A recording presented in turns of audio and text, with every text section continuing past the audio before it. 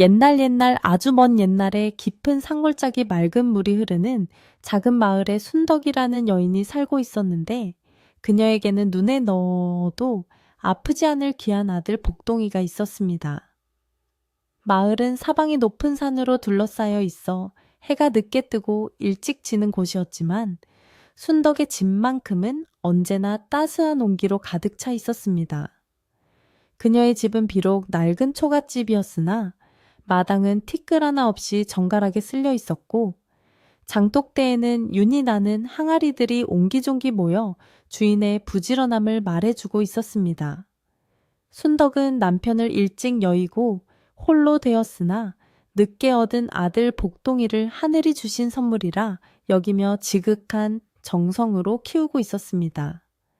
그녀에게 복동이는 세상의 전부였고 고단한 삶을 지탱하게 해주는 유일한 빛이자 희망이었습니다. 순덕의 하루는 동이 트기 전 새벽별이 희미하게 남아있을 때 부엌 아궁이에 불을 지피는 것으로 시작되었는데 타닥타닥 타오르는 장작 소리와 함께 하얀 연기가 굴뚝으로 피어오르면 마을의 아침도 함께 깨어났습니다. 그녀는 갓 지은 하얀 쌀밥의 김이 모락모락 피어오를 때 가장 먼저 복동이의 얼굴을 떠올리며 아이가 배불리 먹고 건강하게 자라기만을 마음속으로 간절히 빌곤 했습니다. 가마솥에서 밥을 퍼낼 때도 혹여나 돌이라도 섞일까 조심스럽게 살피는 그녀의 손길에는 어머니의 깊은 사랑이 묻어 있었습니다. 부엌 한켠에 놓인 작은 소반 위에는 언제나 맑은 정화수 한 그릇이 놓여 있었는데 이는 순덕이 매일 아침 아이의 무병장수를 빌며 올리는 정성의 표시였습니다. 해가 중천에 떠오르면 순덕은 복동이를 포대기에 단단히 엎고 밭으로 나가 일을 했는데 등 뒤에서 느껴지는 아이의 따뜻한 청과 새근거리는 숨소리는 그녀에게 어떤 고된 노동도 잊게 만드는 힘이 되었습니다. 밭고랑을 매다가도 아이가 칭얼거리는 소리가 들리면 그녀는 흙 묻은 손을 옷자락에 급히 닦고는 아이를 얼르며 노래를 불러주었습니다. 그녀가 부르는 자장가는 산들바람을 타고 밭두렁 너머로 은은하게 퍼져나갔고 지나가던 마을 사람들도 그 모습을 보며 입가에 흐뭇한 미소를 짓곤 했습니다. 마을 사람들은 순덕이 얼마나 어렵게 아이를 얻었는지 잘 알고 있었기에 그녀가 쏟는 정성을 누구도 유난스럽다고 타박하지 않았습니다.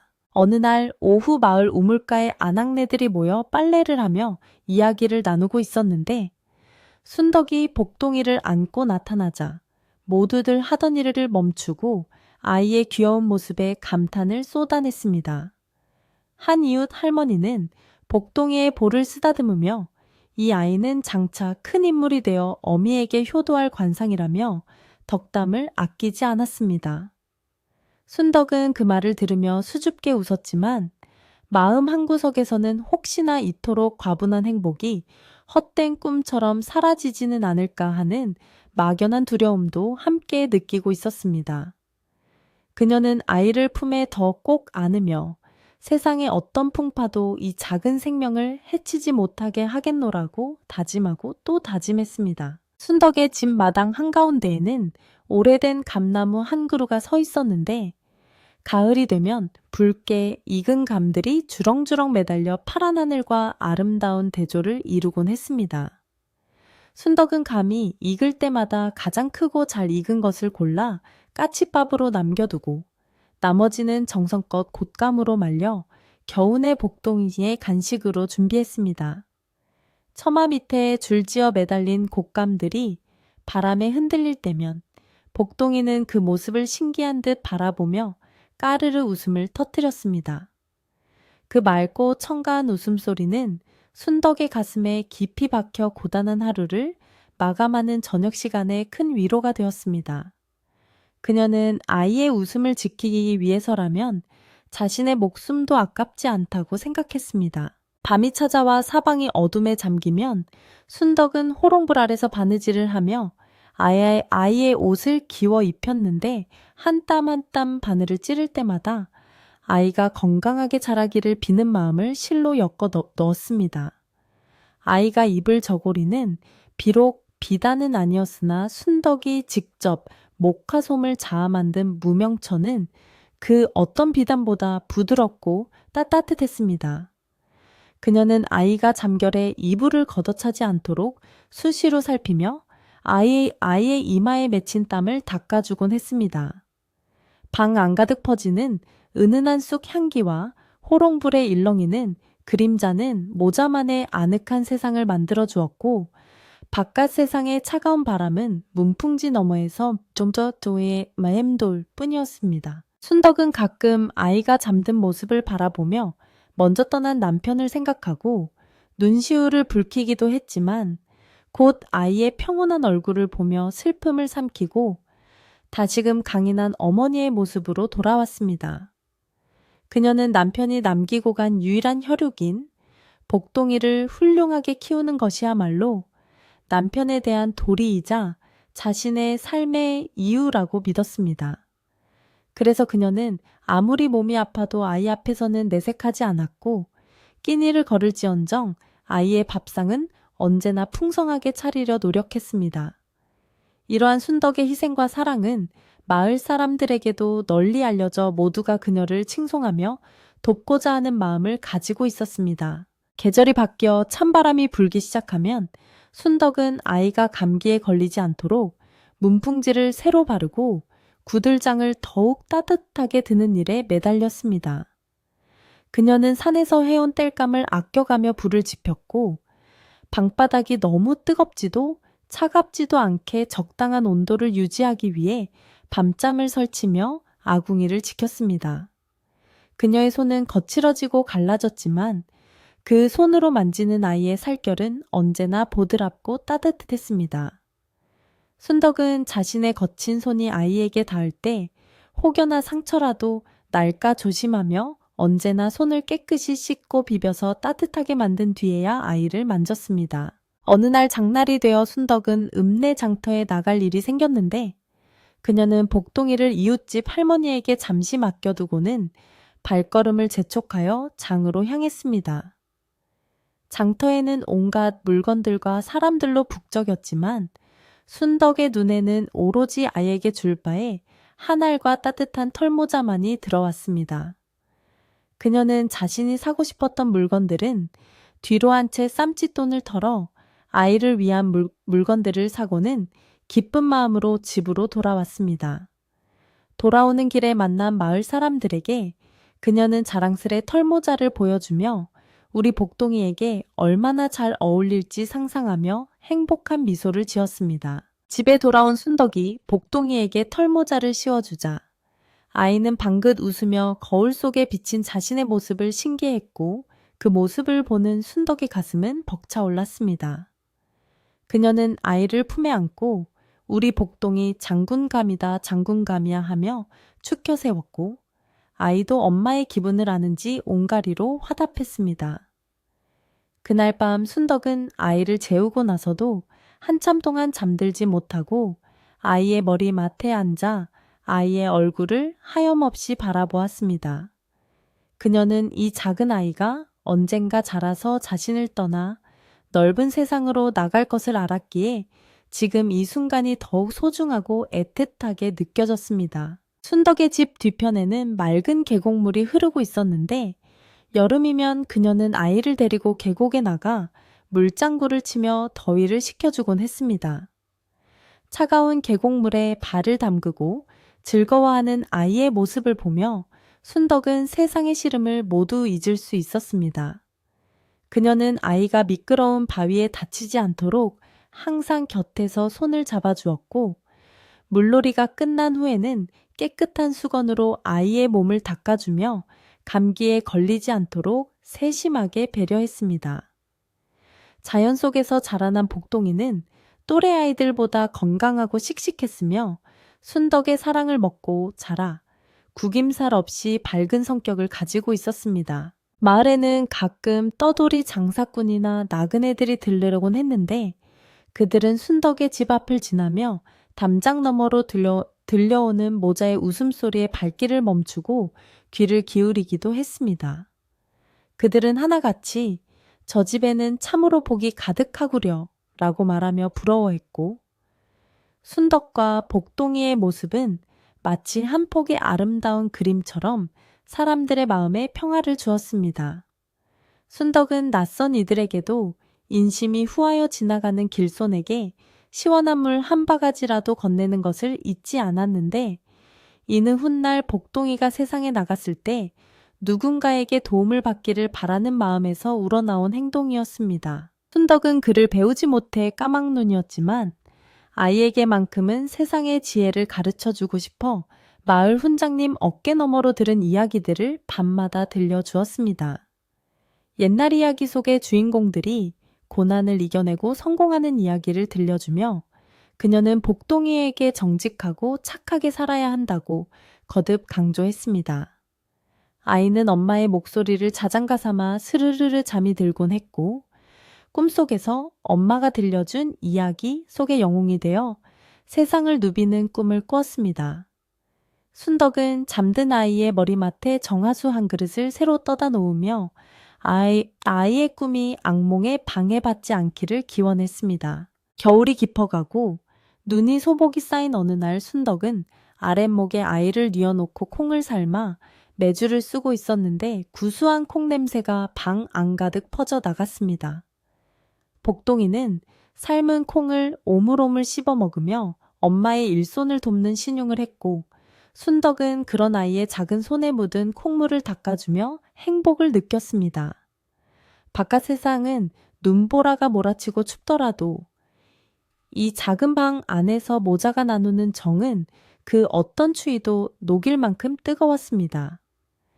순덕은 메주를 띄우며 이 메주가 잘 떠서 맛있는 된장이 되듯이 복동이도 무럭무럭 자라 사람 구실을 제대로 하는 어른이 되기를 바랐습니다. 그러던 어느 날 순덕이 산에서 나무를 캐다가 우연히 발견한 산삼 한 뿌리를 두고 그녀는 며칠을 고민하다가 결국 아이를 위해 다려먹이기로 결심했습니다. 읍내에 나가 팔면 큰 돈을 만질 수도 있었겠지만 그녀에게는 돈보다 아이의 건강이 우선이었기 때문입니다. 그녀는 정성을 다해 약탕기에 산삼을 다렸고 쓴 약을 먹기 싫어하는 아이를 달래가며 한 방울도 남김없이 먹였습니다. 약을 먹고 나서 아이 얼굴에 혈색이 돌고 더욱 기운차게 뛰어노는 모습을 보며 순덕은 자신의 선택이 옳았음을 확신하며 안도의 한숨을 내쉬었습니다. 순덕의 집 마당 한 구석에는 작은 텃밭이 있었는데 봄이 되면 상추며 아욱이며 각종 채소들이 파릇파릇 돋아나 식탁을 풍성하게 해주었습니다. 순덕은 아이와 함께 텃밭에 물을 주며 생명의 소중함을 가르쳤고 작은 씨앗이 자라 열매를 맺는 과정을 통해 인내와 노력의 가치를 일깨워 주었습니다. 복동이는 고사리 같은 손으로 흙을 만지며 자연과 교감했고 엄마가 가르쳐 주는 대로 식물들을 소중히 다루는 법을 배웠습니다. 이러한 소소한 일상 속에서 모자의 정은 더욱 깊어졌고 서로가 서로에게 없어서는 안 될 존재임을 확인하는 시간이 쌓여만 갔습니다. 순덕은 때때로 마을 어귀에 있는 성황당에 가서 기도를 올렸는데 비가 오나 눈이 오나 하루도 거르지 않고 아이의 안녕을 비는 그녀의 정성은 마을 사람들 사이에서도 유명했습니다. 그녀는 돌무더기 위에 작은 돌 하나를 얹으며 아이가 걷는 길에 돌부리가 없기를, 아이가 건너는 강에 다리가 놓여있기를 간절히 빌었습니다. 그녀의 기도는 투박하지만 진심이 담겨 있었고 하늘도 그 정성에 감동하여 복동이를 지켜주는 듯했습니다.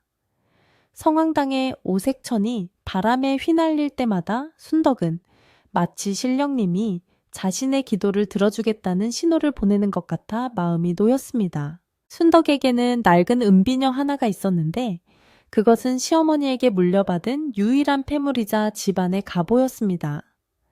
생활이 어려울 때마다 비녀를 팔아 쌀을 살까 고민도 했었지만 그녀는 훗날 복동이가 장가갈 때 며느리에게 주겠다며 소중히 간직하고 있었습니다.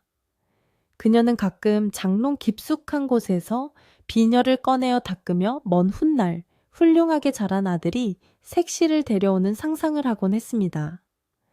그 상상만으로도 그녀는 배가 불렀고 현재의 가난과 고통을 견딜 수 있는 힘을 얻었습니다. 어느 날 밤 천둥 번개가 치고 비바람이 몰아치자 복동이는 무서움에 떨며 엄마 품으로 파고들었는데 순덕은 아이를 꼭 껴안고 등을 토닥이며 안심시켜 주었습니다. 엄마가 여기 있다. 아무 걱정 마라. 호랑이가 와도 우리 복동이는 못 데려간다. 그녀의 단단하고 침착한 목소리에 아이는 안정을 찾고 다시 잠이 들 수 있었습니다. 순덕은 뜬 눈으로 밤을 지새우며 빗소리에 귀를 기울였고 집안 곳곳에 비가 새는 곳은 없는지 살피며 뜬 눈으로 밤을 지켰습니다. 그녀는 자신이 아이의 지붕이자 울타리가 되어야 함을 뼈저리게 느끼고 있었습니다. 순덕의 사랑은 맹목적이었지만 결코 어리석지는 않았기에 아이가 잘못을 했을 때는 따끔하게 야단을 쳐서 올바른 길로 인도할 줄도 알았습니다. 아이가 친구와 다투고 들어온 날이면 그녀는 누구의 잘못인지를 먼저 따지지 않고 아이를 타이르며 화해하는 법을 가르쳤습니다. 그녀는 아이가 남을 배려하고 용서할 줄 아는 넓은 마음을 가진 사람으로 자라기를 바랐기 때문입니다.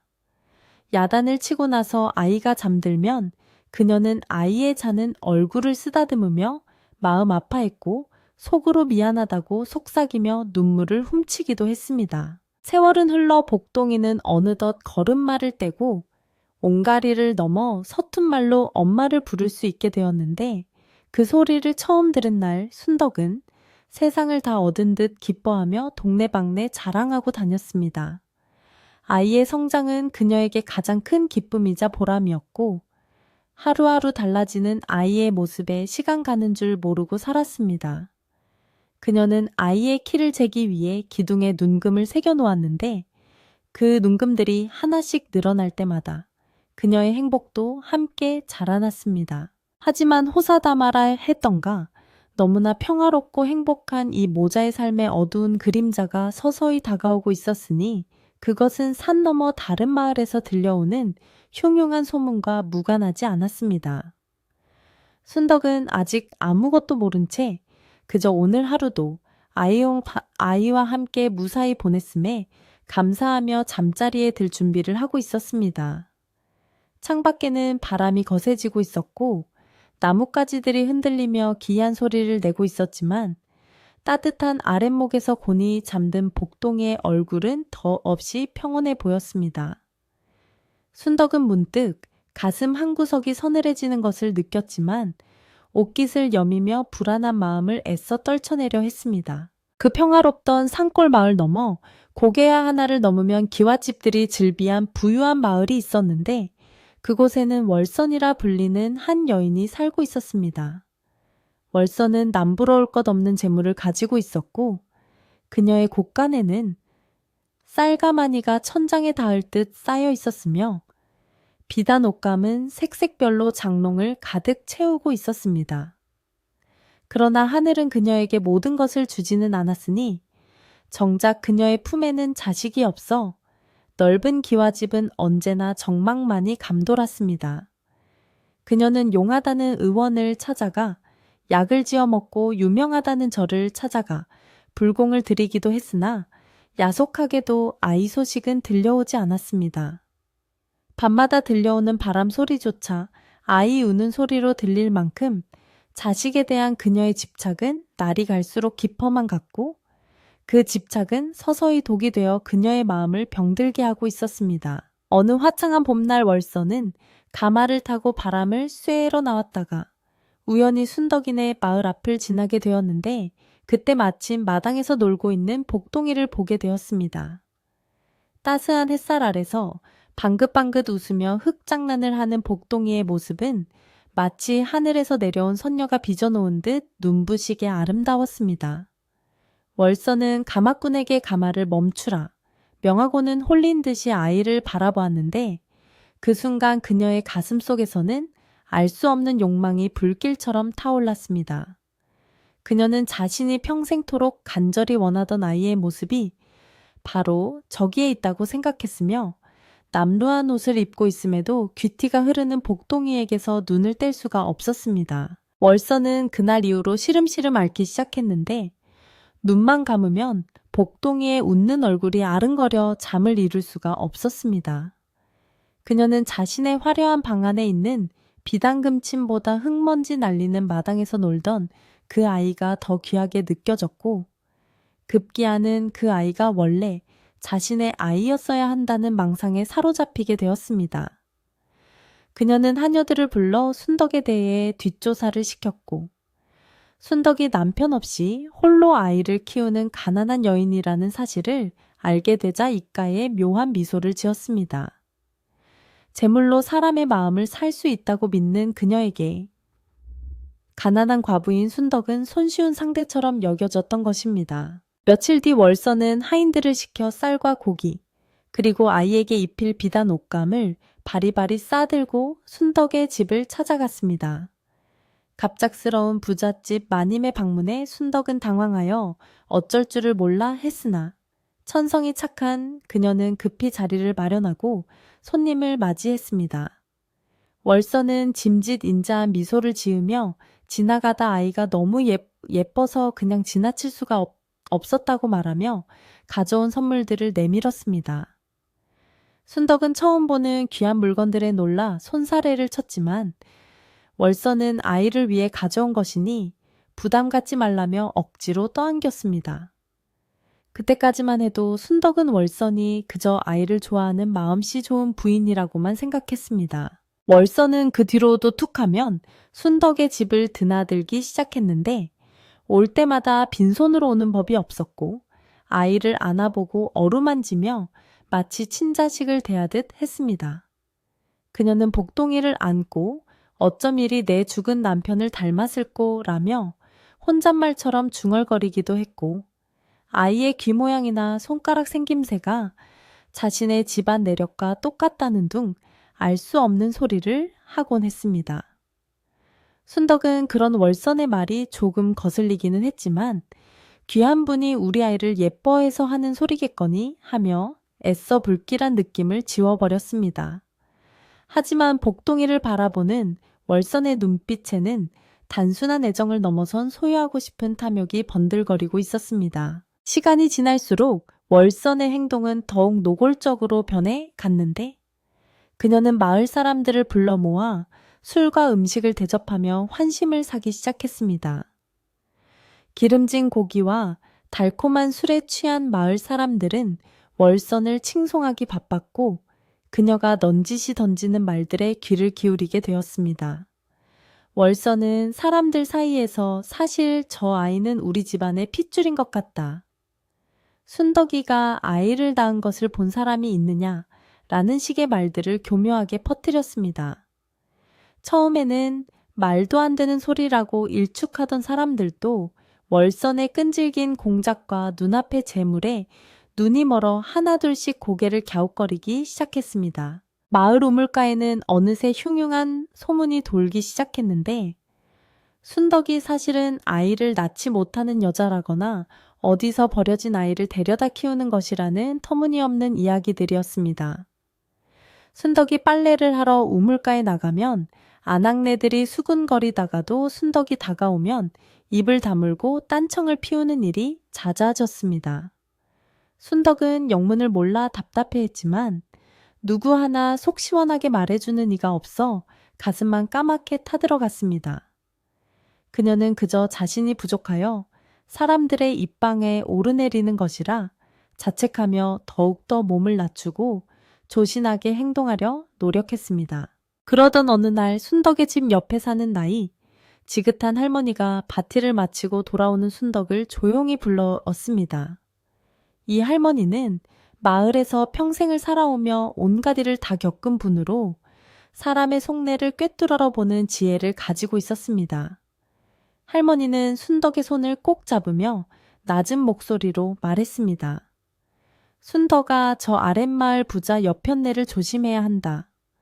내 그 여자의 눈을 보니 욕심이 가득 차 있더구나. 남의 것을 탐내는 눈빛은 숨길 수가 없는 법이다.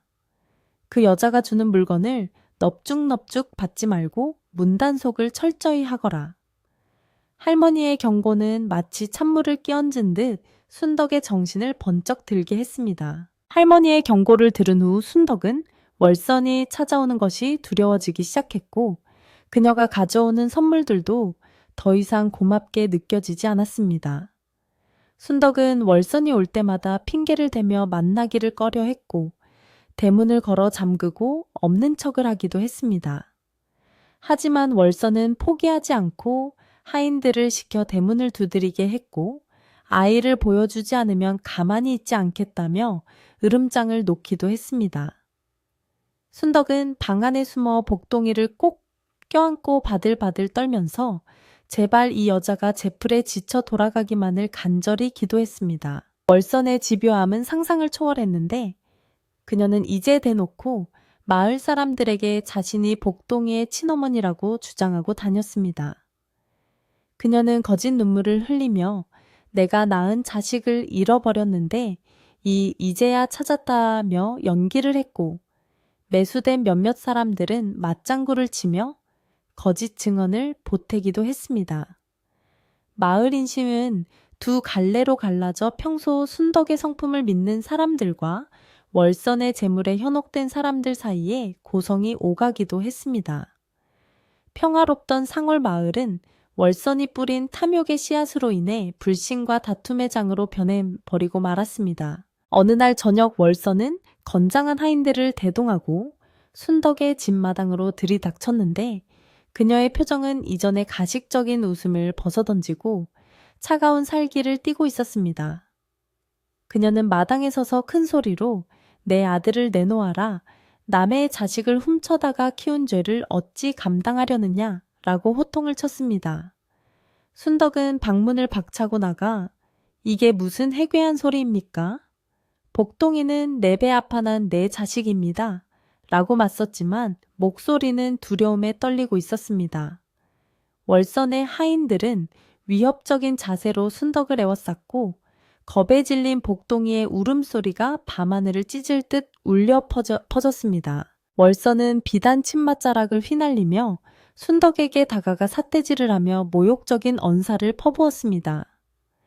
네가 가난하여 아이를 제대로 건사하지 못하니 내가 데려다가 부잣집 도련님으로 키우겠다는데 감히 어디서 말대꾸냐.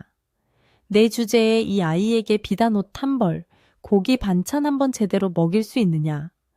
월선의 말은 비수가 되어 순덕의 가슴에 꽂혔지만 순덕은 물러서지 않고 아이 앞을 가로막았습니다. 가난하다고 해서 어미의 자격을 돈으로 살 수는 없습니다. 썩 물러가십시오.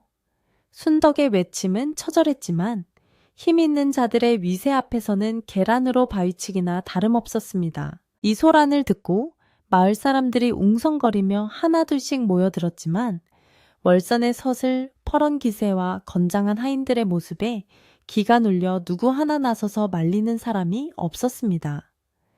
평소 순덕과 가깝게 지내던 이웃들도 고개를 숙인 채 발만 동동 구를 뿐이었고 그 모습에 순덕은 더욱 깊은 절망감을 느꼈습니다. 월선은 마을 사람들을 향해 이 여자가 내 아이를 유괴했다는 증인이 있다며 뻔뻔하게 거짓말을 늘어놓았고 미리 돈을 받은 한 남자가 나서서 그렇습니다. 제가 보았습니다. 라고 맞장구를 쳤습니다. 순덕은 억울함에 가슴을 치며 통곡했지만 거짓이 진실을 덮어버린 상황에서 그녀의 눈물은 아무런 힘을 발휘하지 못했습니다. 월선은 하인들에게 눈짓을 보내 아이를 뺏어오라고 명령했고 하인들이 순덕에게 달려들자 순덕은 아이를 놓지 않으려고 필사적으로 저항했습니다. 흙바닥에 나뒹굴면서도 아이를 감싸안은 순덕의 옷은 찢어지고 몸에는 생채기가 났지만 그녀는 고통조차 느끼지 못하는 듯했습니다. 안 된다, 내 새끼는 절대 못 데려간다. 순덕의 비명에 가까운 절규는 마을 전체를 울렸지만 무자비한 하인들의 손길을 뿌리치기에는 역부족었습니다. 결국 힘에 밀린 순덕은 아이를 빼앗길 위기에 처했고 복동이는 낯선 사내들의 손에 들려 자지러지게 울어댔습니다. 그때 지팡이를 짚은 옆집 할머니가 사람들 사이를 헤치고 나와 하인들 앞을 가로막으며 호통을 쳤습니다. 천벌이 두렵지도 않느냐? 하늘이 보고 있고 땅이 알고 있다. 어미와 자식을 생이별시키고도 너희들이 무사할 것 같으냐? 할머니의 기백에 하인들이 주춤하는 사이 순덕은 다시 아이를 품에 안을 수 있었습니다.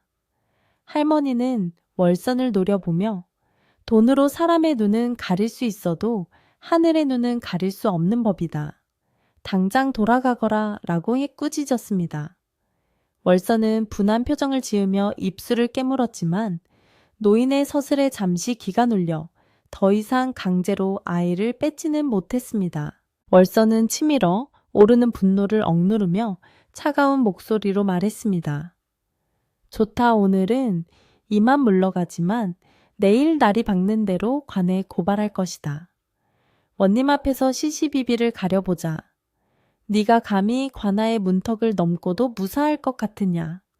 그녀는 콧방귀를 뀌며 하인들을 이끌고 돌아갔지만 그녀가 남기고 간 협박은 먹구름처럼 순덕의 집을 짓눌렀습니다. 마을 사람들은 혀를 차며 흩어졌고 마당에는 찢어진 옷자락과 흐트러진 집기들만이 처량하게 남아 있었습니다. 순덕은 멍하니 앉아 아이를 안고 하염없이 눈물을 흘렸습니다. 그날 밤 순덕은 찢어진 문풍지 사이로 들어오는 찬바람을 온몸으로 막으며 이제 뜬 눈으로 밤을 지새웠습니다. 관에 간다는 것은 평생을 산골에서만 살아온 순덕에게는 호랑이 굴에 들어가는 것보다 더 무서운 일이었습니다. 그녀는 관아의 높은 담벼락과 무서운 포졸들을 생각만 해도 오금이 저려왔지만 아이를 지키기 위해서라면 지옥불에라도 뛰어들어야 한다고 마음을 다잡았습니다. 그녀는 장롱 깊숙한 곳에서 남편의 위패를 꺼내어 어루만지며 여보, 우리 복동이를 지켜주세요. 제발 저 여자의 소나기에서 벗어날 수 있게 도와주세요. 라고 간절히 기도했습니다. 반면 집으로 돌아온 월선은 분을 사귀지 못해 방 안에 기물을 집어던지며 화풀이를 했습니다. 그녀는 순덕 같은 천한 것이 자신에게 대든다는 사실을 참을 수가 없었고 반드시 아이를 빼앗아 자신의 힘을 보여주겠다고 다짐했습니다. 그녀는 밤새 머리를 굴려 어떻게 하면 원님을 구워 삶을 수 있을지, 어떤 거짓 증거를 만들어야 순덕을 꼼짝 못하게 할 수 있을지 계략을 꾸몄습니다. 그녀의 눈은 탐욕과 광기로 번들거렸고 그녀의 입에서는 저주 섞인 말들이 쉴 새 없이 흘러나왔습니다. 월선의 집은 겉으로는 화려했으나 그 안은 이미 차가운 지옥과 다름없었습니다. 순덕은 밤새 아이의 베네쩌 꼬리를 찾아 품에 안고 있었는데 그것은 아이가 태어났을 때 처음 입혔던 옷으로 핏자국과 양수자국이 희미하게 남아있는 생명의 증거였습니다. 그녀는 이 옷이 자신의 결백을 증명해줄 유일한 물건이라 믿으며 눈물로 옷을 적셨습니다. 복동이는 엄마의 불안을 느꼈는지 자다 깨달을 반복하며 보채었고 순덕은 그런 아이를 젖을 물려달래며 뜬 눈으로 새벽을 맞이했습니다. 창밖에서는 부엉이가 슬피 울어대며 불길한 전조를 알리는 듯했고 바람은 더욱 거세게 불어 초가집을 흔들어댔습니다. 날이 밝아오자 마을 분위기는 더욱 뒤숭숭해졌는데 사람들은 삼삼오오 모여 누구 편을 들어야 할지 수군거렸습니다. 개중에는 월선마님이 돈이 많으니 아이에게 더 좋을 수도 있다며 현실적인 이야기를 하는 사람도 있었고 그래도 낳은 정을 어찌 끊느냐며 순덕을 두둔하는 사람도 있었습니다. 하지만 대다수의 사람들은 힘 있는 월선의 보복이 두려워 대놓고 순덕의 편을 들지 못했고 그저 안타까운 눈빛으로 순덕의 집을 바라볼 뿐이었습니다. 순덕은 고린무원의 처지가 되었음을 뼈저리게 느끼며 오직 아이에 대한 사랑 하나로 버티고 있었습니다. 순덕은 아침 일찍 일어나 정화수를 떠놓고 천지신명께 빌고 또 빌었습니다. 제 목숨을 가져가셔도 좋으니 부디 이 아이만큼은 제 곁에 있게 해주십시오. 그녀의 기도는 간절했지만 대답 없는 하늘은 무심하게도 푸르기만 했습니다. 그녀는 부들부들 떨리는 손으로 아이에게 밥을 먹이고 가장 깨끗한 옷으로 갈아입혔습니다. 아이가 영문도 모른 채 해맑게 웃는 모습을 보며 순덕은 가슴이 미어지는 고통을 느꼈습니다. 이제 곧 닥쳐올 재판이 그녀의 운명을, 그리고 아이의 운명을 어떻게 갈라놓을지 알 수 없었기 때문입니다. 마침내 관에서 포졸들이 들이닥쳐 순덕에게 출두 명령을 전했습니다. 붉은 옷을 입고 창을 든 포졸들의 위압적인 모습에 순덕은 다리에 힘이 풀려 주저앉을 뻔했으나 아이를 안고 있는 팔에는 더욱 힘을 주었습니다. 가시지요. 원님께서 기다리십니다. 포졸의 차가운 목소리가 마당에 울려 퍼졌고 순덕은 비틀거리는 몸을 일으켰으며 떨리는 발걸음을 떼었습니다. 뒤를 돌아보니 정든 집과 마당이 눈에 밟혔고 어쩌면 다시는 이곳으로 돌아오지 못할지도 모른다는 불길한 생각이 그녀의 발목을 잡았습니다. 순덕이 포졸들을 따라 마을 어귀를 나설 때 옆집 할머니가 달려나와 주먹밥 몇 덩이를 순덕의 손에 쥐어주며 눈시울을 붉혔습니다. 정신 똑바로 차려야 한다. 호랑이 굴에 들어가도 정신만 차리면 산다고 했다. 네가 어미다. 그것만 잊지 말거라. 할머니의 따뜻한 손길과 격려에 순덕은 울컥 눈물이 솟았지만 이를 악물고 눈물을 삼켰습니다. 지금 우는 것은 약한 모습을 보이는 것이라 생각했기에 그녀는 젖먹던 힘까지 짜내어 당당하게 걸으려 노력했습니다.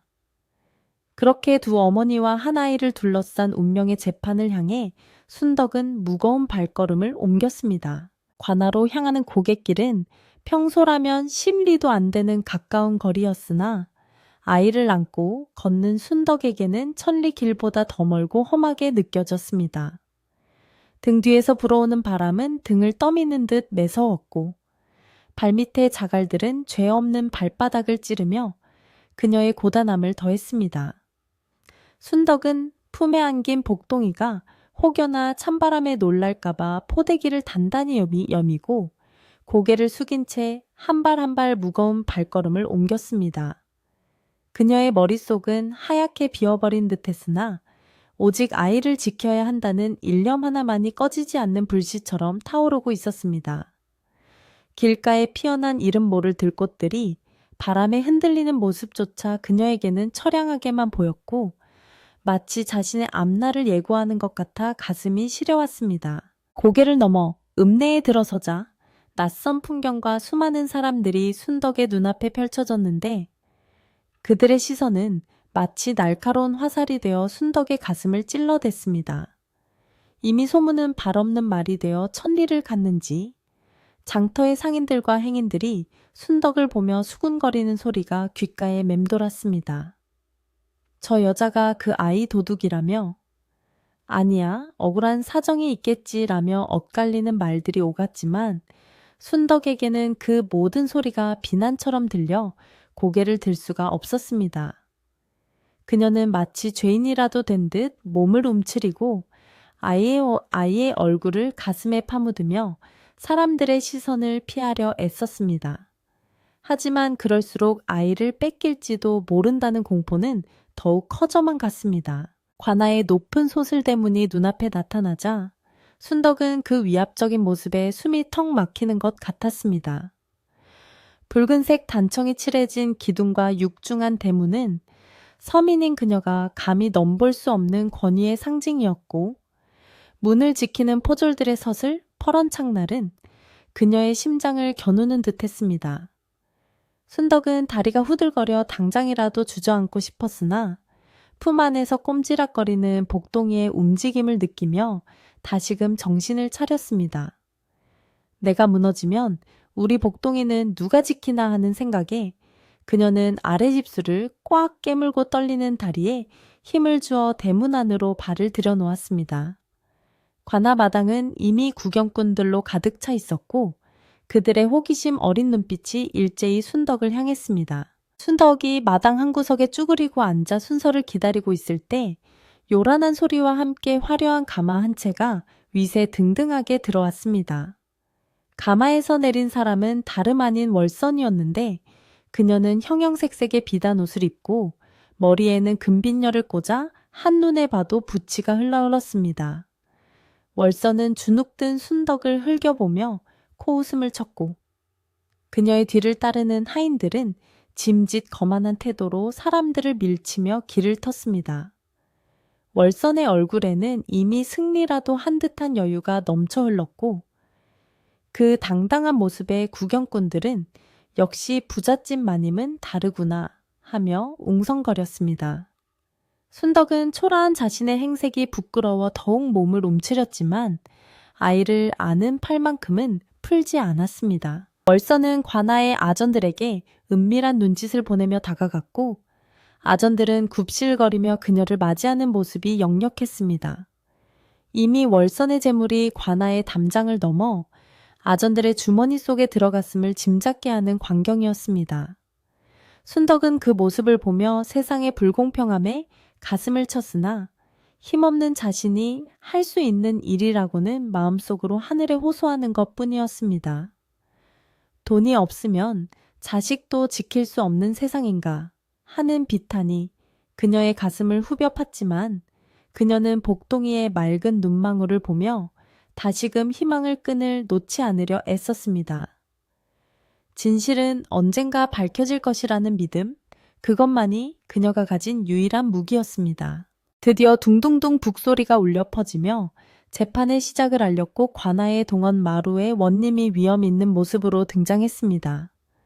원님은 나이가 지긋하고 눈빛이 형형하여 사람의 속내를 꿰뚫어 볼 것 같은 기운을 풍겼습니다. 좌중이 물을 끼얹은 듯 조용해지자 원님은 좌우를 둘러보며 엄숙한 목소리로 개정을 선언했습니다. 순덕과 월서는 마당 한가운데 멍석 위에 무릎을 꿇었고 두 여인 사이에는 팽팽한 긴장감이 감돌았습니다. 원님은 먼저 월선에게 발언권을 주었고 월선은 기다렸다는 듯이 매끄러운 목소리로 거짓 사연을 늘어놓기 시작했습니다. 월선은 눈물까지 글썽이며 연기를 펼쳤는데 사또 나으리 저 천한 여자가 제 집 담을 넘어들어와 자고 있는 아이를 훔쳐갔습니다라며 뻔뻔하게 거짓말을 했습니다. 그녀는 제가 아이를 낳아 기르던 중 잠시 한눈을 판 사이에 아이가 사라져 하늘이 무너지는 줄 알았습니다. 백방으로 찾던 중 저 여자가 제 아이를 데려다 키우는 것을 보고 기가 막혔습니다. 라고 주장했습니다. 그녀의 목소리는 너무나 애절하고 그럴듯하여 사정을 모르는 사람들이 듣기에는 영락없이 아이를 잃은 어미의 비통함으로 들렸습니다. 구경꾼들 사이에서는 저런 세상에 저런 끔찍한 일이 있나 하며 월선을 동정하는 분위기가 형성되었습니다. 월선은 미리 매수해둔 증인들을 하나둘씩 불러내어 자신의 주장에 힘을 실었는데 그들은 하나같이 월선의 집에서 아이 울음소리를 들었다거나 순덕이 아이를 안고 도망치는 것을 보았다고 거짓 증언을 했습니다. 한 증인은 제가 저 여자가 밤중에 아이를 업고 산길을 뛰어가는 것을 똑똑히 보았습니다. 라고 말하며 순덕을 손가락질했습니다. 거짓이 꼬리에 꼬리를 물고 이어지자 진실은 점점 설 자리를 잃어가는 듯했습니다. 순덕은 억울함에 입이 떨어지지 않아 아닙니다. 다 거짓말입니다. 라는 말만 겨우 내뱉으며 고개를 저을 뿐이었습니다. 원님은 월선의 주장과 증인들의 말을 듣고 고개를 끄덕이는 듯했으나 그 눈빛은 예리하게 빛나며 월선과 증인들의 표정을 살피고 있었습니다. 원님은 순덕에게 시선을 돌리며 너는 할 말이 없느냐? 저 여인의 말이 사실이냐? 라고 물었습니다. 순덕은 떨리는 목소리로 사또 나으리 억울합니다. 저 아이는 제 뱃속으로 10달을 품어 낳은 제 핏줄입니다. 가진 것은 없어도 남의 것을 탐한 적은 결코 없습니다. 라고 호소했습니다. 그녀의 목소리는 투박하고 서툴렀지만 그 속에 담긴 절절한 진심은 듣는 이의 가슴을 울리는 힘이 있었습니다. 순덕은 떨리는 손으로 품속에서 꼬깃꼬깃해진 베네 저고리를 꺼내어 원님 앞에 바쳤습니다. 이것을 보십시오. 우리 복동이가 태어났을 때 처음 입힌 옷입니다. 제가 직접 무명천을 끊어 바느질하고 아이의 태반 묻은 자국이 아직도 희미하게 남아 있습니다. 순덕의 눈에서 굵은 눈물방울이 뚝뚝 떨어져 베네쩍 고리를 적셨습니다. 그녀는 아이의 엉덩이에 있는 작은 몽고 반점의 위치와 아이가 잘 때 왼쪽 엄지손가락을 빠는 버릇까지 상세하게 이야기하며 자신이 진짜 어미임을 증명하려 애썼습니다. 그러자 월서는 당황한 기색도 없이 곧바로 말을 받아쳤습니다. 사또, 저 옷은 제 집에서 아이를 훔쳐갈 때 같이 훔쳐간 것입니다. 그리고 아이의 버릇 따위는 아이를 데려다 며칠만 키우면 누구나 알 수 있는 것 아닙니까? 저 여자가 아이를 훔쳐간 뒤 제 행세를 하려고 치밀하게 준비한 것입니다. 월선의 말솜씨는 청산유수와 같아서 순덕의 어눌한 변명을 순식간에 무색하게 만들었습니다. 사람들은 월선의 논리 정연한 반박에 다시금 고개를 끄덕이며 순덕을 의심의 눈초리로 바라보았습니다. 상황은 점점 순덕에게 불리하게 돌아가고 있었습니다. 원님은 턱을 괴고 곰곰이 생각에 잠겼는데 두 여인의 주장이 팽팽하게 맞서고 물증 또한 확실하지 않아 판결을 내리기가 쉽지 않았습니다. 겉으로 보기에는 월선의 주장이 훨씬 조리 있고 증거도 많아 보였지만 원님의 마음 한구석에는 왠지 모를 찜찜함이 남아 있었습니다. 그는 순덕의 거친 손과 낡은 옷 그리고 아이를 바라보는 그 애틋한 눈빛에서 거짓을 꾸며내는 사람의 기운을 느끼지 못했기 때문입니다. 반면 월선의 화려한 차림새와 너무나 완벽하게 준비된 증언들은 오히려 의심을 불러일으키기에 충분했습니다. 원님은 다시 한번 두 여인에게 물었습니다. 너희 둘 다 이 아이가 자신의 아들이라 주장하니 도무지 누구 말이 옳은지 알 수가 없구나. 만약 거짓을 고하는 자가 있다면 지금이라도 이실직고하거라 내 엄이 다스릴 것이다. 원님의 서슬퍼런 호통에도 월서는 눈 하나 깜짝하지 않고 제 목에 칼이 들어와도 이 아이는 제 아들입니다. 라며 고개를 쳐들었습니다. 순덕 역시 죽어도 제 자식입니다. 차라리 저를 죽이시고 아이는 살려주십시오. 라며 바닥에 머리를 찌으며 읍소했습니다. 두 여인의 모정 대결은 극에 달했고 관아 아내의 긴장감은 터질 듯 팽창했습니다. 구경하던 마을 사람들 사이에서도 의견이 분분해져 소란이 일기 시작했습니다. 아무래도 부잣집 마님 말이 맞는 것 같아. 저 가난한 여자가 무슨 수로 저렇게 귀티나는 아이를 낳았겠어 라고 말하는 사람이 있는가 하면 아니야. 낳은 정은 속일 수 없어. 저 여자의 눈물을 봐. 저건 진짜 어미의 눈물이야 라고 반박하는 사람도 있었습니다. 사람들의 웅성거림은 커져만 갔고 재판장은 마치 시장바닥처럼 시끄러워졌습니다. 원님은 소란을 진정시키기 위해 탁자를 내리치며 조용히 하라고 소리쳤습니다. 이때 원님의 옆에 있던 이방이 조심스럽게 다가와 귓속말을 건넸습니다. 사또 이대로는 결론이 나지 않을 듯합니다. 증인들도 매수된 정황이 보이고 물증도 양쪽 다 확실치 않으니 곤란합니다. 원님은 고개를 끄덕이며 깊은 한숨을 내쉬었습니다. 그는 일반적인 법리와 증거로는 이 사건을 해결할 수 없음을 직감했습니다. 사람의 마음속 깊은 곳에 있는 진실을 끌어내기 위해서는 상식을 뛰어넘는 특별한 지혜가 필요하다는 것을 깨달은 것입니다. 원님의 눈빛이 순간 매섭게 변하며 마음속으로 어떤 결단을 내린 듯 했습니다. 원님은 자리에서 일어나 뒷짐을 지고 마루를 서성거렸습니다. 그의 머릿속에서는 두 여인의 태도와 아이의 반응, 그리고 지금까지의 모든 정황들이 빠르게 스쳐 지나갔습니다. 그는 월선의 욕망에 찬 눈빛과 순덕의 희생적인 사랑을 시험해 보기로 마음먹었습니다. 이것은 단순한 재판이 아니라 진짜 모성애가 무엇인지를 가려내는 일생일대의 시험이 될 것이었습니다. 원님은 다시 자리에 앉아 무거운 침묵을 깨고 입을 열었습니다. 좋다. 너희들의 주장이 이토록 팽팽하니 내 이제부터 나의 방식대로 판결을 내리겠다. 원님은 포졸들을 향해 명령했습니다. 여봐라, 저 아이를 이리 데려오너라. 포졸이 다가가 순덕의 품에서 복동이를 떼어내려 하자 복동이는 자지러지게 울며 순덕의 옷자락을 놓지 않으려 했습니다. 순덕 또한 안 됩니다. 아이가 놀랍니다. 라며 울부짖었지만 포졸의 힘을 당해낼 수는 없었습니다. 아이는 원님 앞에 탁자 위에 올려졌고 낯선 환경과 무서운 분위기에 겁에 질려 앙강 울어댔습니다. 그 울음소리는 관아 전체를 울리며 사람들의 마음을 안타깝게 만들었습니다. 월서는 아이가 우는 모습을 보며 오냐 오냐 엄마가 여기 있다.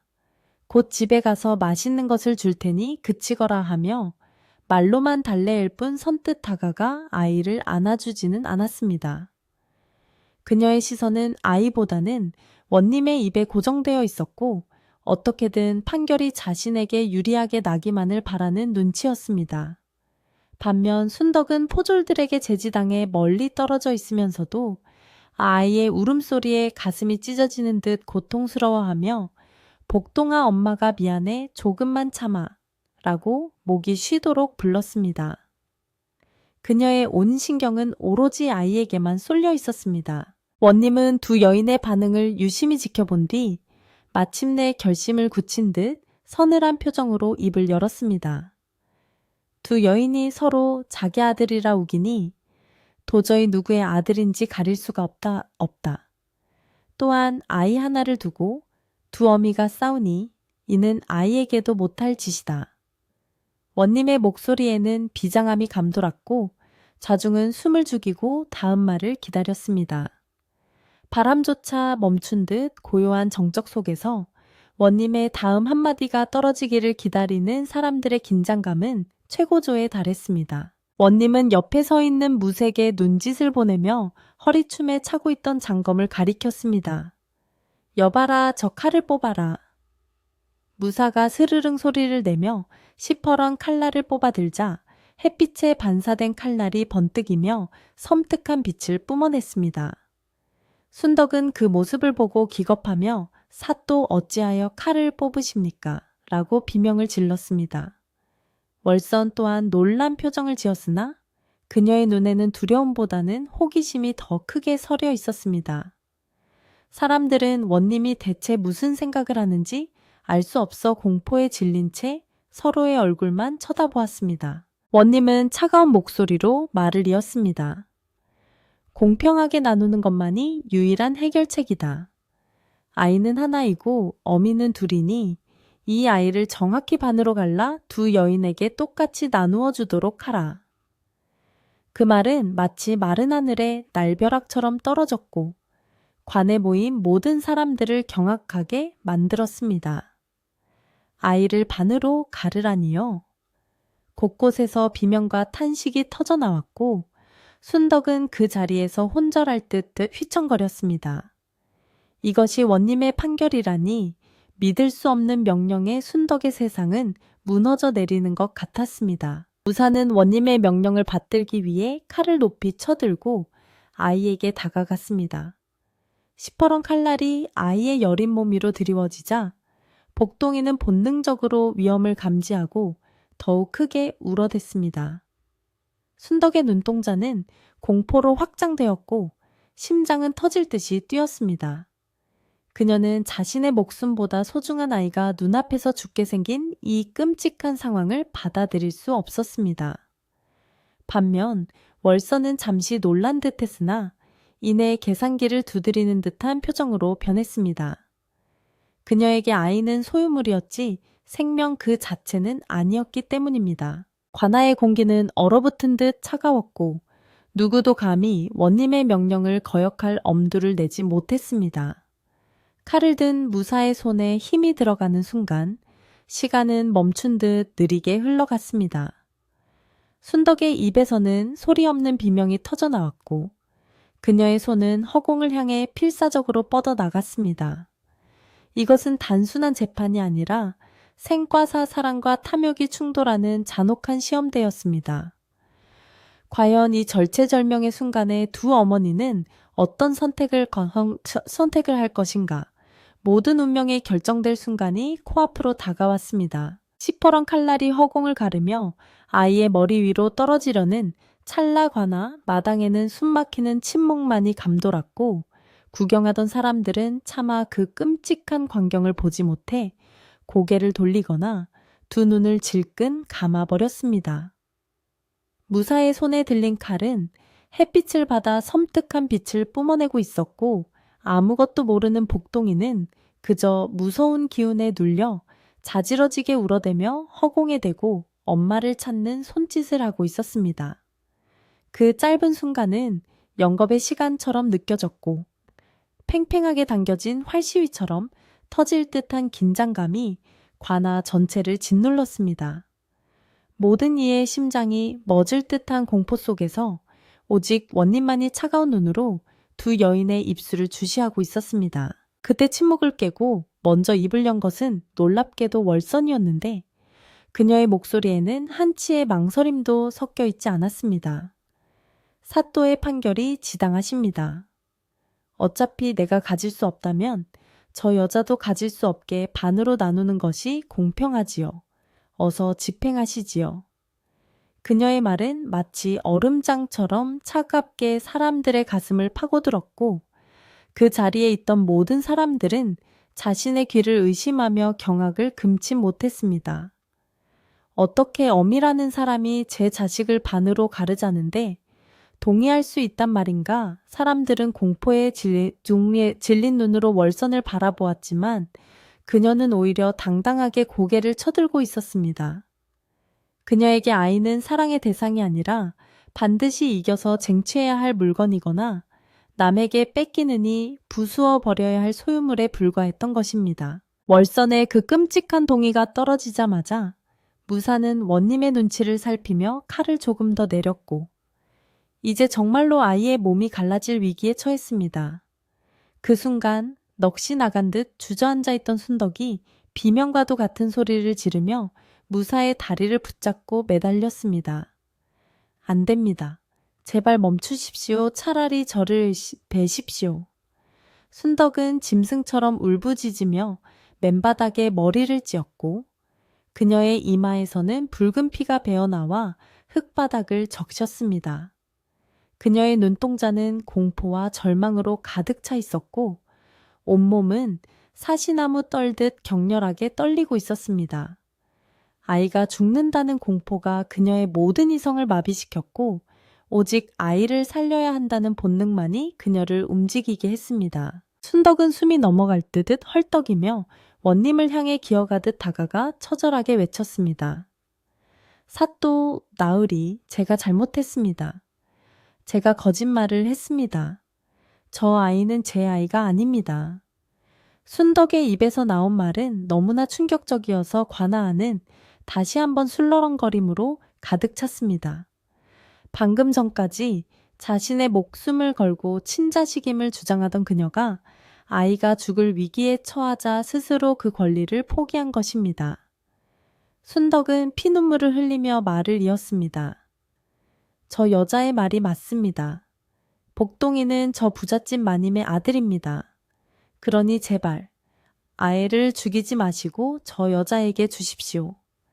아이만 살려주신다면 저는 평생 아이를 보지 않고 살겠습니다. 순덕은 가슴을 쥐어뜯으며 통곡했는데 그것은 자신의 심장을 도려내는 것보다 더 큰 고통을 감내한 어미의 위대한 포기였습니다.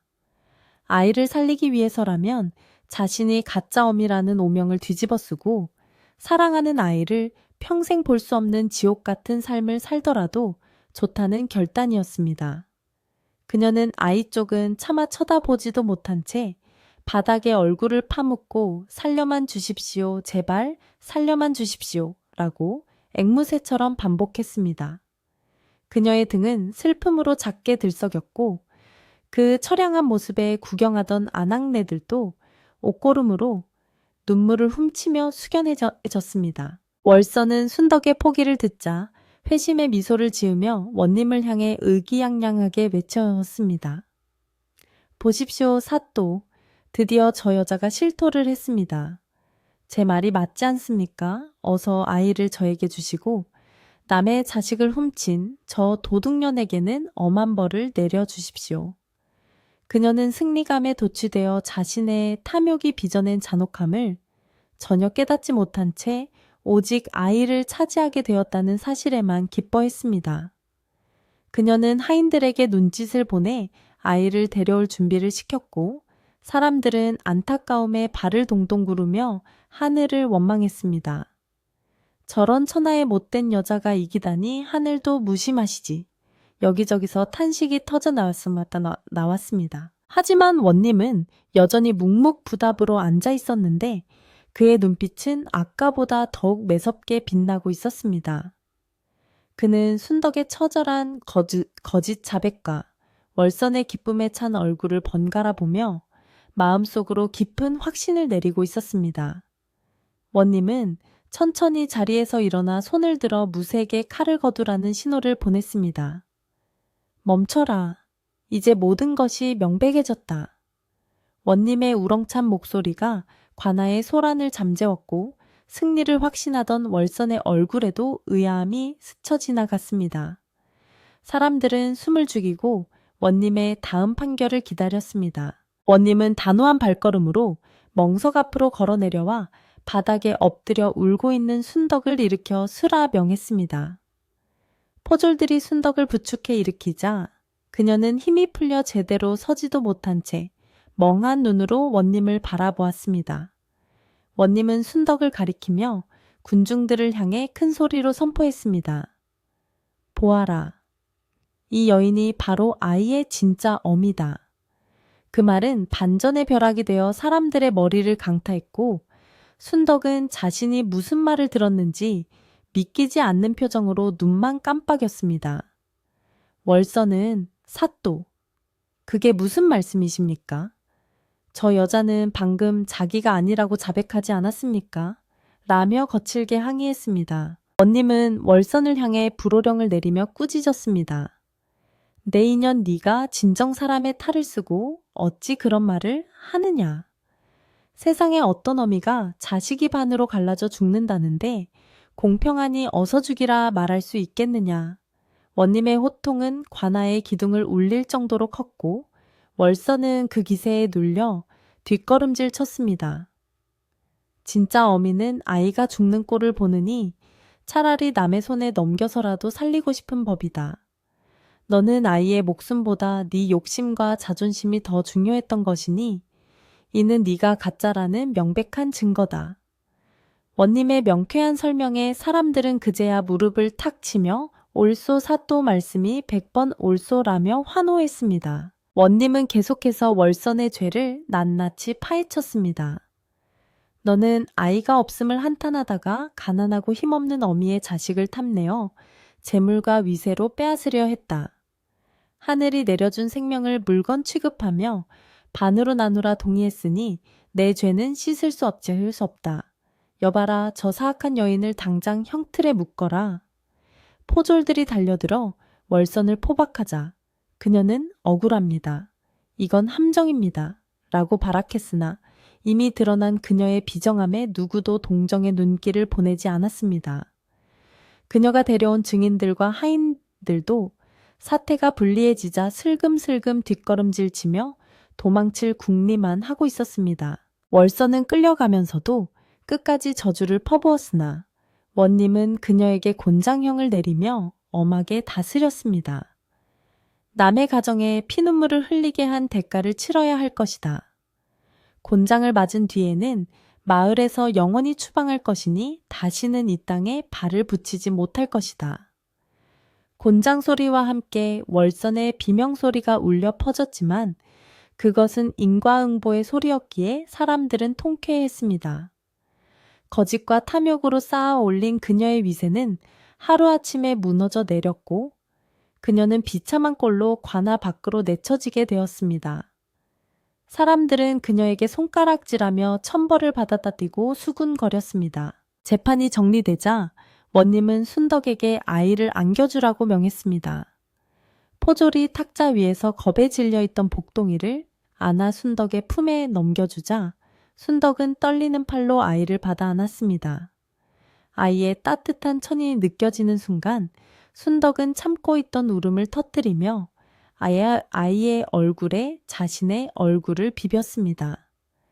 복동아, 내 새끼 복동아. 엄마가 미안해. 정말 미안해. 아이도 엄마의 냄새를 맡고는 울음을 그치고 고사리 같은 손으로 엄마의 젖은 뺨을 만졌습니다. 그 감동적인 재회에 구경꾼들도 눈물을 흘리며 박수를 보냈고 관아마당은 훈훈한 감동으로 가득 찼습니다. 원님은 순덕에게 다가와 온화한 목소리로 위로했습니다. 그동안 마음고생이 얼마나 심했느냐. 내 지극한 모성이 아이를 살렸다. 이제 아무 걱정 말고 돌아가 아이를 훌륭하게 키우거라. 그러고는 아전에게 명하여 관아의 창고를 열어 쌀 한 가마니와 비단 한 피를 순덕에게 내어주도록 했습니다. 이것은 그동안 네가 겪은 고초에 대한 작은 위로이니 아이와 함께 배불리 먹고 따뜻하게 있거라. 순덕은 원님 앞에 넙죽 절을 올리며 사또 나으리 이 은혜 죽어서도 잊지 않겠습니다. 만수무강하십시오 라며 감사를 표했습니다. 순덕이 아이를 업고 쌀과 비단을 머리에 이고 관아 문을 나서자 밖에서 기다리던 마을 사람들이 와 하고 환호성을 지르며 그녀를 맞이했습니다. 아까까지만 해도 의심의 눈초리를 보내던 사람들도 이제는 진심으로 미안해하며 다가와 짐을 나눠 들어주었습니다. 순덕아, 우리가 미안했다. 부자 여편네 말에 홀려서 널 의심하다니 우리 눈이 삐었지. 이웃들은 서로 앞다투어 사과를 했고 순덕은 넉넉한 웃음으로 그들을 용서하며 아닙니다. 다 잘 끝났으니 되었습니다. 라고 화답했습니다. 그녀의 발걸음은 올 때와는 달리 구름 위를 걷는 듯 가벼웠습니다. 돌아오는 길은 석양이 붉게 물들어온 세상을 황금빛으로 감싸고 있었는데 그 빛은 마치 순덕과 복동이의 앞날을 축복하는 듯했습니다. 길가의 코스모스들도 바람에 한들거리며 춤을 추었고 숲속의 새들도 명랑한 소리로 노래를 불렀습니다. 복동이는 엄마 등에서 곤히 잠이 들었고 순덕은 등 뒤에서 느껴지는 아이의 규칙적인 숨소리에 비로소 모든 긴장이 풀리며 안도감을 느꼈습니다. 이제 정말 끝났구나. 우리 복동이는 내 아들이다. 그녀는 속으로 되뇌며 감사의 눈물을 흘렸습니다. 마을 어귀에 들어서자 집을 지키던 이웃 할머니가 버선발로 뛰어나와 순덕을 얼싸안았습니다. 아이고 장하다.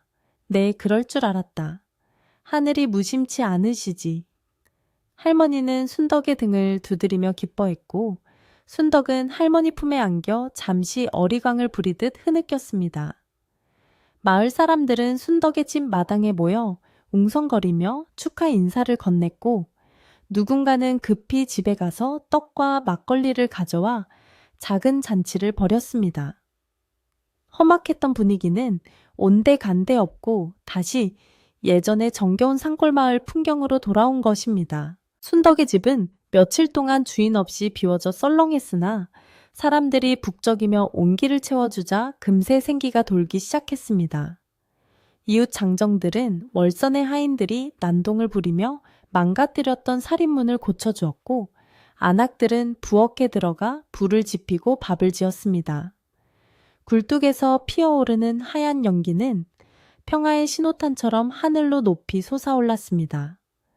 순덕은 방에 들어가 아이를 아랫목에 뉘어놓고 그동안 맘졸이느라 챙기지 못했던 집안, 곳곳을 쓸고 닦았습니다. 비록 몸은 고단했지만 그녀의 마음은 날아갈 듯 가벼웠고 손끝 하나하나에 기쁨이 묻어났습니다. 마당 평상에 둘러 앉은 마을 사람들은 원님의 명판결에 대해 침이 마르도록 이야기하며 이야기꽃을 피웠습니다. 그때 사또가 칼을 뽑으라고 했을 때 내 심장이 떨어지는 줄 알았네. 그러게 말이야, 역시 원님은 지혜가 남달라. 가짜 어미의 속을 훤히 꿰뚫어 보셨어. 사람들은 막걸리 잔을 기울이며 오늘 있었던 일을 무용담처럼 이야기했고 그 이야기 속에서 순덕은 위대한 어머니로 월서는 어리석은 욕심쟁이로 기억되었습니다. 이 사건은 마을 사람들에게도 큰 교훈이 되어 이후로는 누구도 겉모습이나 재물만 보고 사람을 판단하지 않게 되었습니다. 순덕은 부엌에서 갓 지은 밥과 사람들이 가져온 반찬으로 푸짐한 저녁상을 차려 밖으로 내왔습니다. 다들 드린 것은 없지만 많이들 드세요. 정말 고맙습니다. 순덕의 인사에 사람들은 고생했네 순덕이, 자네 복동이 잘 키워야 하네 라며 덕담을 건넸습니다. 모두가 둘러앉아 나누는 밥 한 끼는 그 어떤 진수성찬보다 맛있고 따뜻했습니다. 달그락거리는 그릇소리와 사람들의 웃음소리가 어우러져 밤이 깊도록 마을의 정적을 깨웠습니다. 달빛은 마당 가득 은은하게 비추어 사람들의 얼굴에 핀 미소를 환하게 비춰주었습니다. 밤이 깊어지자 이웃들은 하나둘씩 집으로 돌아갔고 순덕은 마당을 정리하고 방으로 들어왔습니다. 호롱불 아래서 잠든 복동이의 얼굴을 들여다보니 낮에 겪었던 공포는 어느새 꿈처럼 아득하게 느껴졌습니다. 아이는 세상 모르고 새근거리며 자고 있었고 그 평온한 얼굴에는 천사의 미소가 감돌았습니다. 순덕은 아이의 머리카락을 쓸어 넘기며 오늘 하루 지옥과 천국을 오갔던 자신의 마음을 가라앉혔습니다. 그녀는 아이가 곁에 있다는 사실 하나만으로도 세상을 다 가진 듯한 충만함을 느꼈습니다. 순덕은 원님이 하사한 비단으로 복동이의 새 옷을 지어주기로 마음먹고 옷감을 펼쳐보았습니다. 고운 색깔의 비단은 호롱불 빛을 받아 영롱하게 빛났고 순덕은 가위를 들어 정성스럽게 재단을 시작했습니다. 사각사각 가위질 소리가 방 안에 울려 퍼질 때마다 순덕의 마음속 상처도 하나씩 치유되는 듯 했습니다. 그녀는 이 옷을 입고 뛰어놀 복동이의 모습을 상상하며 한 땀 한 땀 바느질에 정성을 쏟았습니다. 바깥에서는 풀벌레 소리가 자장가처럼 들려오고 바람은 부드럽게 창문을 두드렸습니다. 이제 모든 시련은 끝이 났고 순덕과 복동이의 삶에는 다시 평화가 찾아왔습니다. 월서는 마을에서 쫓겨나 어디론가 사라졌다는 소식이 들려왔지만 순덕은 더 이상 그녀를 미워하지 않기로 했습니다. 용서야말로 자신과 아이를 위한 진정한 평화임을 깨달았기 때문입니다. 그녀는 그저 복동이와 함께하는 소박한 행복을 지키며 살아가리라 다짐했습니다. 방 안의 공기는 따뜻했고 두 모자의 밤은 더없이 안온했습니다. 그렇게 폭풍우가 지나간 뒤에 고요한 밤이 깊어가고 있었습니다. 재판이 끝나고 며칠이 지나자 산골 마을에는 예전보다 더 깊고 평온한 고요가 찾아왔는데 그 고요는 단순히 소리가 없는 정막이 아니라 마음에 짐을 내려놓은 사람들에게서 배어나오는 안도의 숨결과도 같았습니다. 순덕은 아침 일찍 일어나 방문을 열며 쏟아지는 햇살을 온몸으로 맞이했는데 그 따스함은 지난날의 시련을 모두 녹여버릴 듯 부드럽고 포근했습니다. 마당의 흙냄새는 유난히 구수하게 느껴졌고 처마 및 둥지에서 지저귀는 제비들의 노래 소리조차 마치 자신과 복동이의 승리를 축하하는 행진곡처럼 경쾌하게 들려왔습니다. 그녀는 기지개를 켜며 깊게 숨을 들이마셨고 폐부 깊숙이 들어오는 맑은 공기는 그녀에게 살아있다는 기쁨을 생생하게 일깨워 주었습니다. 순덕은 부엌으로 들어가 원님이 선물로 내어준 쌀자루를 열었는데 하얗고 윤기가 흐르는 쌀알들이 마치 진주 보석처럼 반짝이며 그녀를 반겨주었습니다. 평소에는 보리나 조를 섞어 거친 밥을 지어야 했지만 오늘만큼은 이 귀한 쌀로만 밥을 지어 복동이에게 배불리 먹이리라 다짐하며 조심스럽게 쌀을 퍼 담았습니다. 쌀을 씻는 그녀의 손길은 경건하기까지 했으며 맑은 물에 쌀을 씻어낼 때 나는 사각거리는 소리는 부엌 안에 경쾌한 리듬을 만들어냈습니다. 아궁이에 불을 지피자 타닥타닥 타오르는 장작 불꽃이 춤을 추었고, 가마솥에서 피어오르는 김에서는 달콤하고 고소한 밥 냄새가 진동하여 집 안가득 풍요로움을 채웠습니다. 밥이 뜸드는 동안 순덕은 마당으로 나와 장독대를 닦았는데 행주로 항아리를 문지를 때마다 반질반질 윤이 나는 모습이 마치 그녀의 마음을 비추는 거울 같았습니다. 복동이는 마루에 앉아 엄마가 일하는 모습을 보며 온가리를 하고 있었는데 그 평화로운 풍경을 바라보는 순덕의 눈에는 이슬 같은 눈물이 살짝 맺혔다가 사라졌습니다. 며칠 전만 해도 이 아이를 영영 잃어버릴까봐 숨조차 제대로 쉬지 못했던 시간을 생각하면 지금 이 순간의 평범한 일상이 얼마나 기적 같은 일인지 뼈저리게 느꼈기 때문입니다. 그녀는 하늘을 올려다보며 아이를 지켜준 천지신명과 조상님들께 마음속 깊이 감사의 절을 올렸습니다. 아침밥 상을 차려 방으로 들어가니 갓 지은 이밥의 김이 모락모락 피어올라 방안을 온기로 채우고 있었고 복동이는 고소한 밥 냄새에 이끌려 밥상 앞으로 엉금엉금 기어왔습니다. 순덕은 숟가락 가득 하얀 쌀밥을 퍼서 호호 불어 식힌 뒤 아이 입에 넣어주었는데 아이가 참새처럼 입을 벌려 받아먹는 모습을 보니 밥을 먹지 않아도 배가 부른 것 같았습니다. 많이 먹거라 내 새끼. 이제 아무도 너를 데려가지 못한다. 엄마가 지켜줄 거야. 순덕의 다정한 목소리에 아이는 방긋 웃으며 밥을 오물거렸고 그 볼에는 밥알 하나가 귀엽게 묻어 있어 순덕의 웃음을 자아냈습니다. 식사를 마치고 순덕이 복동이를 업고 우물가로 나가자 빨래를 하던 마을 아낙네들이 일제히 하던 일을 멈추고 환한 미소로 그녀를 맞이해 주었습니다. 예전처럼 수군거리거나 눈치를 보는 일은 더 이상 없었으며 모두가 순덕을 진정한 어머니로 인정하고 존경하는 눈빛을 보내고 있었습니다. 순덕이 왔는가? 어젯밤에는 복동이가 보채지 않고 잘 잤는가? 아이고 우리 동네 효자 복동이 얼굴이 아주 훤해졌네 그려. 이웃들의 덕담은 끊이지 않았고 순덕은 쑥스러워하면서도 다들 덕분입니다 라며 고개 숙여 인사를 전했습니다. 우물가는 다시 정겨운 수다와 웃음소리로 가득 차 마을의 활기를 되찾았습니다. 특히 재판장까지 따라와 주먹밥을 챙겨주었던 옆집 할머니는 순덕의 손을 꼭 잡으며 칭찬을 아끼지 않았습니다. 내가 뭘 하더냐? 진심은 통한다고 하지 않았더냐? 원님 앞에서 네가 아이를 살리려고 포기하려 했을 때 내 가슴이 다 무너지는 줄 알았다. 그게 진짜 어미의 마음이지 암. 할머니의 말에 주변에 있던 젊은 새댁들도 고개를 끄덕이며 눈시울을 붉혔고 순덕의 이야기는 마을 사람들 사이에서 전설 같은 미담이 되어가고 있었습니다. 순덕은 할머니의 거친 손등을 어루만지며 자신이 힘들 때 곁을 지켜준 이웃들의 소중함을 다시 한번 깨닫게 되었습니다. 한편 마을에서 쫓겨난 월선의 기와집은 주인을 잃고 텅 비어버렸는데 화려했던 대문은 굳게 닫혔고 담장 너머로는 적막만이 감돌았습니다. 마을 사람들은 그 집 앞을 지날 때마다 욕심이 과하면 화를 부르는 법이야 라고 혀를 차며 자식은 돈으로 사는 것이 아니라 가슴으로 낳는 것임을 되새기곤 했습니다.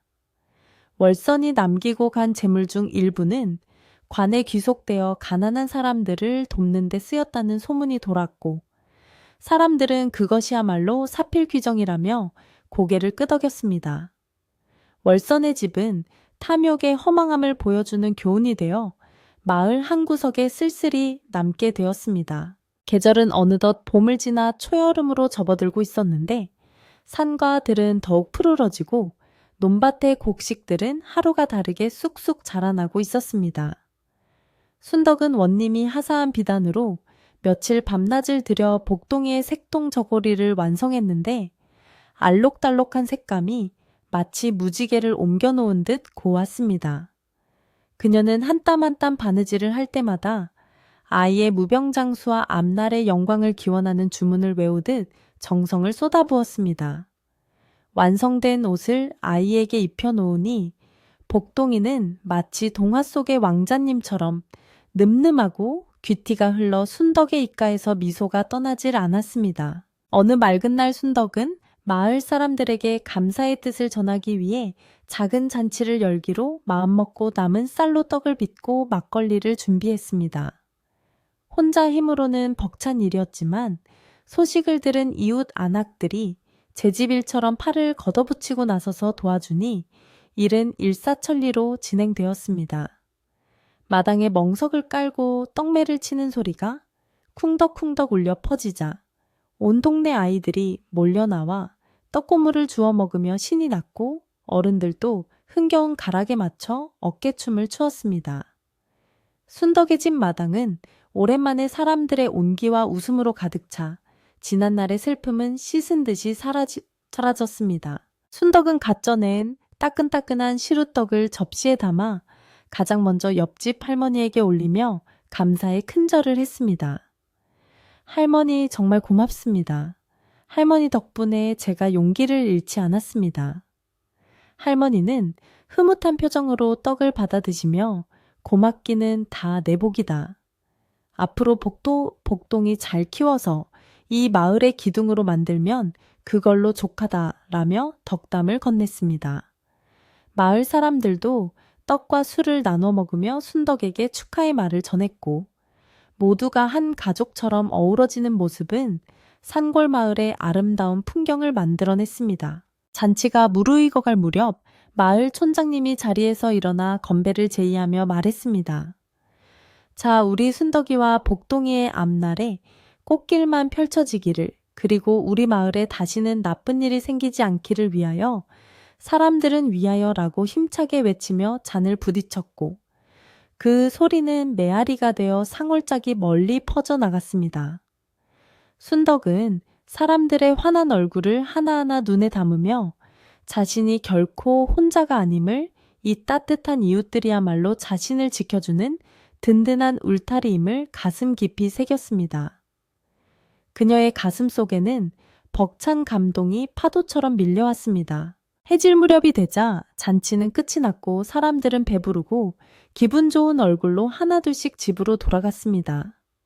안악들은 남은 음식을 싸가지고 가며 순덕아 잘 먹었다. 다음에 또 놀러 옴세라고 인사를 건넸고 순덕은 대문 밖까지 나가 배웅을 하며 손을 흔들었습니다. 북적대던 마당이 다시 조용해졌지만 그 고요함은 쓸쓸함이 아니라 충만함이 남긴 여운이었습니다. 순덕은 마당에 떨어진 휴지 조각들을 주우며 오늘 하루가 꿈만 같이 행복했음을 되뇌었고 입가에는 저절로 콧노래가 흘러나왔습니다. 밤이 찾아오자 순덕은 복동이를 씻기고 잠자리를 봐주었는데 아이는 하루 종일 사람들의 사랑을 듬뿍 받아서인지 유난히 기분이 좋아 보였습니다. 순덕은 아이를 무릎에 눕히고 부채를 붙여주며 옛날 이야기를 들려주었습니다. 옛날에 아주 지혜로운 원님이 살았는데 오늘 있었던 일을 마치 동화처럼 들려주자 아이는 눈을 반짝이며 듣다가 스르르 눈꺼풀이 무거워지기 시작했습니다. 순덕은 아이의 머리카락을 쓸어 넘기며 이 아이가 자라나서 오늘의 일을 기억하지 못하더라도 사랑받고 자란 기억만은 가슴 속에 남아 따뜻한 사람으로 성장하기를 바랐습니다. 창밖에는 휘영청 밝은 보름달이 떠올라 세상을 은은하게 비추고 있었는데 달빛은 창호지 문을 통과하여 방 안을 부드러운 빛으로 감싸주었습니다. 풀벌레들은 밤의 교향곡을 연주하듯 귀뚜루루 울어대고 멀리서 들려오는 가을물 소리는 자장가처럼 평온했습니다. 순덕은 문득 먼저 떠난 남편이 생각나 위패가 있는 쪽을 바라보며 마음속으로 말을 건넸습니다. 여보, 보고 계시지요? 우리 복동이 내가 지켜냈어요. 당신이 하늘에서 도와주신 덕분이에요. 앞으로도 우리 모자 굽어 살펴주세요. 그녀의 눈가는 촉촉해졌지만 그것은 슬픔이 아닌 그리움과 감사의 눈물이었습니다. 순덕은 잠든 아이의 얼굴을 한참 동안 바라보다가 아이의 작은 손을 자신의 거친 손바닥 위에 올려보았습니다. 세상 그 어떤 보석보다 귀하고 세상 그 어떤 꽃보다 아름다운 내 아이. 그녀는 이 작은 손을 잡고 앞으로 닥쳐올 어떤 시련도 이겨낼 수 있을 것 같은 강한 자신감을 얻었습니다. 비록 가진 것은 없어도 사랑만은 넘쳐나는 이 작은 촉갓집이야말로 세상에서 가장 부유하고 행복한 궁전이었습니다. 그녀는 아이의 이마에 입을 맞추며 사랑한다 내 아가, 좋은 꿈 꾸거라 라고 속삭였습니다. 밤이 깊어가면서 마을의 불빛들은 하나둘씩 꺼져갔지만 순덕의 집에서 새어나오는 따스한 기운은 밤새도록 꺼지지 않을 것만 같았습니다. 바람이 불어와 나뭇잎을 흔들었지만 그것은 더 이상 두려운 소리가 아니라 자연이 불러주는 평화로운 노래였습니다. 산골 마을의 밤은 그렇게 깊어가고 착한 사람들의 꿈속에는 행복한 내일이 기다리고 있을 것입니다. 순덕은 아이 곁에 누워 조용히 눈을 감았고 그녀의 얼굴에는 세상에서 가장 편안한 미소가 머물렀습니다. 지금까지 두 어머니와 한 아이, 그리고 지혜로운 원님의 이야기를 들려드렸습니다. 세상에 돈으로 살 수 있는 것은 많지만 어머니의 사랑과 진실된 마음은 결코 돈으로 살 수 없다는 것을 우리는 알게 되었습니다. 오늘 밤 여러분의 꿈자리에도 순덕의 따뜻한 사랑과 원님의 지혜가 깃들기를 바랍니다. 혹시 마음속에 걱정이나 근심이 있다면 순덕이 아이를 안고 안도했던 그 마음처럼 모두 내려놓고 편안해지시기를 바랍니다. 밤이 깊었습니다. 하늘의 별들도 하나둘씩 잠자리에 들고 세상의 모든 소란도 잠잠해지는 시간입니다. 따뜻한 이불 속에서 포근함을 느끼며 내일 아침에는 더 밝고 희망찬 햇살이 여러분을 맞이할 것입니다. 착한 마음을 가진 사람에게는 반드시 복이 찾아온다는 믿음을 가지고 이제 깊고 편안한 잠에 드시길 바랍니다. 잘 자요. 좋은 꿈 꾸세요.